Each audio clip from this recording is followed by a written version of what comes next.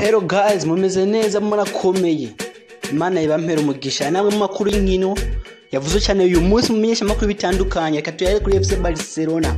Ronald Koeman nagiye kigwa mumenyereza musheshe wa FC Barcelona nyuma yaho Kikesenti yagiye kwirukanwa. Koeman yazosinya amasezerano y'imyaka 2 akaba yari umumenyereza w'umuguserukira gihugu w'Ubuholandi. Akaba yarigeze no kuba myugariro wa FC Barcelona aho yakiniye kuva muri kimwe kuva mu mwaka 1989 kusha mwaka 1995 akaba yagarutse nk'umumenyereza makuru. Manchester City ngiriteguye gutanga amahera yose azosabwa na FC Barcelona kuri Leo Messi. Ivyo Man City yatawe kuvuga n'ikimenyesha makuru Corriere della Sera nyuma yaho Messi bivugiye ko Messi yabwiye umugwi wa FC Barcelona ko ashaka kuva muri irici atavyo kurindira muri 2022 naho bimeze uko Di Marzio ivuye ko abantu basangiye ivya Sasta na Messi uyu munsi batangaje ko azofata umwanzuro wa nyuma bivanye n'inama nibizoba vyavuye mu nama yahuje abayobozi ba FC Barcelona uyu munsi niho Messi azofata umwanzuro wa nyuma kuvuga ati ndayivuyemo canke ndayigumyemo nkuko ico kimenyesha makuru kibitangaza mu gihe Diario Sport yivuga ati nyuma yo gutsindwa na Bayern Munich butsindi 8 muri 2 abakinyi bose muri Barcelona baremerewe kugurishwa ni baronkegwa abakiriya. Abakinyi bonyine batemerewe kugurishwa ni 4 abana muri Ter Stegen, Lenglet, De Jong hamwe na Messi. Nyuma rero yuko bivuga yuko bane bonyine aribo batagurishwa mu bakinyi FC Barcelona batangiye kwifuzwa n'imigwi itandukanye aho twavuga nka Arturo Vidal yatangiye kuvuga muri Paris Saint-Germain, Juventus bivuga yuko yatangiye kwifuza Antoine Griezmann na Luis Suarez mugeze Ajax nawe irimo irifuza uyu mukinyi wayo wa kera nyene Luis Suarez nkuko ikimenyesha makuru CDS kibitangaza. Nkamakuru yacu twimukire kuri Kylian Mbappe aho umumenyereza wa Paris Saint-Germain Thomas Tuchel yamenyesheje yuko uyu musore w'imyaka 21 azotangura mu kibuga ku munsi w'ejo mu rukino rwa kimwe ca kabiri cha Champions League bazokinamo na Leipzig. Mbappe mwamenye ko atari yaratanguye muri kimwe ca kane ku rukino rwari bahuje na Atalanta nyuma yuko atari bwakire neza imvune afise.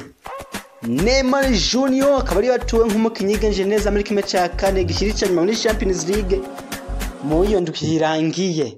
Neymar akaba yarafije umugwi wa Paris Saint-Germain kwikarifya gasezera Atalanta aho nawe yari natuwe nk'umukinyi genje neza mugo rukino nyuma yo gutanga ipasi yavuye mu gitsindo. Sadio Mane akaba ari batuwe nk'umukinyi genje neza muri Premier League n'abafana PFA Player of the Year. Sadio Mane akaba yafashije Liverpool gutwara Premier League yawe ya mbere mu myaka 30 irangiye. Akaba ari we yatuwe nk'abafana umunya Senegal nkaho yigenje neza kuruta abandi bakinyi bonse. Mu gihe Kevin De Bruyne ari we yatuwe na Premier League ubwayo nk'umukinyi yigenje neza kuruta abandi. Vincent tugiri kwiye Premier League nyene mwamenye ko abandi bahawe ubushimwe mumenyereza w'umwaka ari Jurgen Klopp watuwe nk'umukinyi yatsinze igitsindo ciza ari Heung-min Son.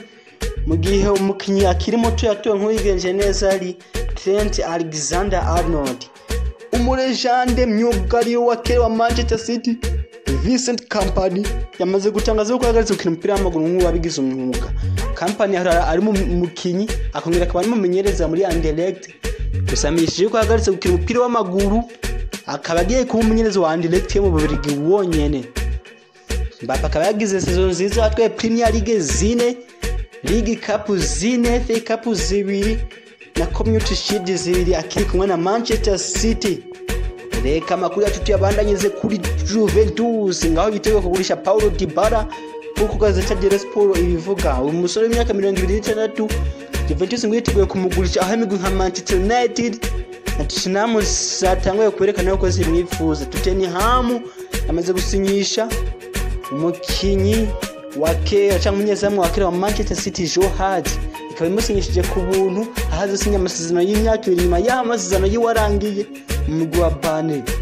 Florentino Perez perezida wa Real Madrid ngo nta magambo afite yo gusinyisha abakinyi muri Erici abakinyi bazobuza mu mugwi azoba abari baragiye mu ntizanyo bonyene ahubwo afite umugambi wo kugurisha aho ashaka miliyoni 180 z'amayero mu bakinyi ategura kugurisha n'abakinyi azogurisha izo miliyoni akazironka ategura kuzosha sinyisha Kylian Mbappe na Eduardo Camavinga muri 2021 akongera akagurisha Erling Haaland agasinyisha Erling Haaland goal machine muri 2022 nkuko kimenyesha makuru AS kibitangaza reka makuru yacu tubandanyirize kuri Chelsea wayiteguye gutanga aho yiteguye gusinyisha mu myugaro wa Manchester City John Stones kuko Daily Mail bimenyesha Chelsea ngirifuza uyu mukinyi wa kera wa Everton. Manchester United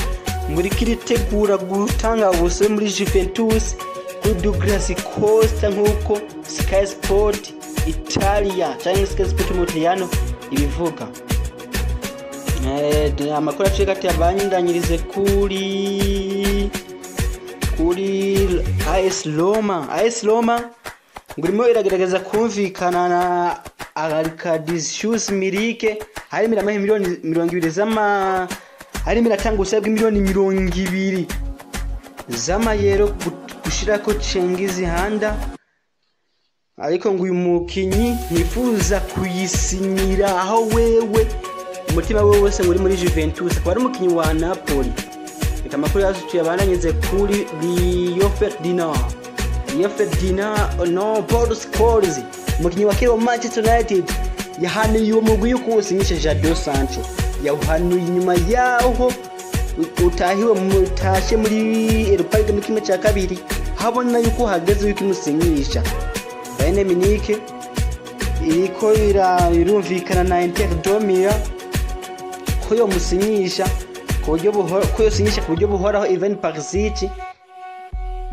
akareka kubintizanye muri Inter de Milan Tottenham Hotspur na Leeds hega kutuga mu cyo cya kabiri umwaka nayira mwipfuza andi makuru yavuze cyane uyu munsi ni nka Bayern Munich kandi mustare wa mkinyo wo hagati Thiago Alcantara yahoze anakina Barcelona yamaze kumvikana na Liverpool amasezerano y'imyaka 4 aho ngo yaje no kurondera inzu muri ico gisagara cyo mu Bwongereza nkuko kimenyesha makuru Daily Mail kibitangaza.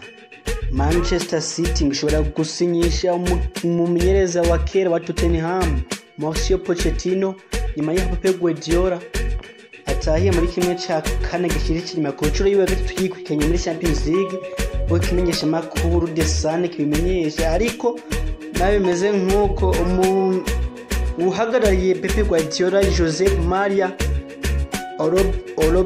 Olobiti yavuze ko Pep Guardiola atanahamwe azoje aze muri Manchester City 100% igitsinde Maxwell Cornet yatsinze Manchester City urukino rwabahuje muri kimwe cya kane gishirikira muri cyatonga igitsindo ciza muri Champions League. Barcelona twigarutse ko ngirimo ategura gutanga miliyoni 30 z'amayero gutanya Griezmann muri Paris Saint-Germain kuri Neymar. Barcelona mu buryo bushashazanye bwo kwiyubaka ubona ko Neymar we mukinyi wanye nashobora kuyifasha kayisubiza ku murongo ivyo Lautaro Martinez vyose vyahagaze ingufu zose bagiye kuzishira kuri Neymar Junior.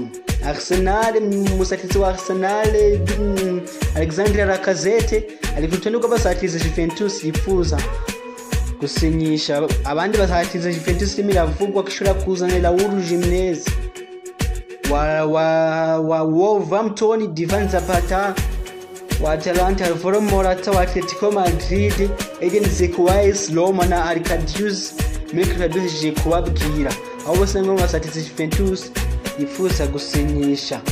Kai Havertz yaramaze kwemera uko ashaka kuja muri Chelsea, yaramaze no kuyemerera arashaka kuyijama ariko umuguru wa Bayern Leverkusen warahirana nayo kutezofumure kuida Chelsea yabahaye miliyoni 100 z'amayero muri Rezi Close yiwi uyu mugwi anako biteguye kubagabanya kwerekeza cya coronavirus nkuko Sky Sport ibitangaza. Manchester City ngiye kubaka igistati cyangwa igishushanyo cya David Silva ku kibuga cyayo inyuma y'ikibuga cyayo Etihad mu rwego rwo kumushimira no kumuha icubahiro ku myaka 10 yarayimazemo. David Silva akaba yivuyemo imyaka 10 agirimo yatwayemo ibikombe bishika 4 vya Premier League, bahagiye kumikira mu mugwi wa Lazio Rome.